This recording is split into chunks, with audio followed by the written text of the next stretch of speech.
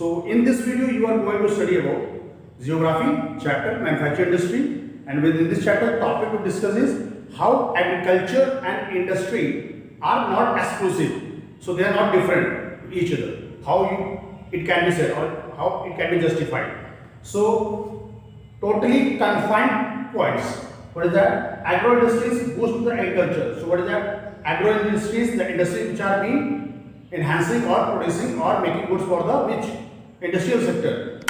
Which one? For agriculture. So they are boosting agriculture. So how? By the irrigation pumps are being made in the industry, pesticide, insecticide, etc. Fertilizers are being made in industry. So tractor, trolley, combined rotavators, these are the instruments or equipments which are being running in this agriculture farms are being made in industries. Development of industry made production efficient. So the production is being efficiently can be managed and be productive also.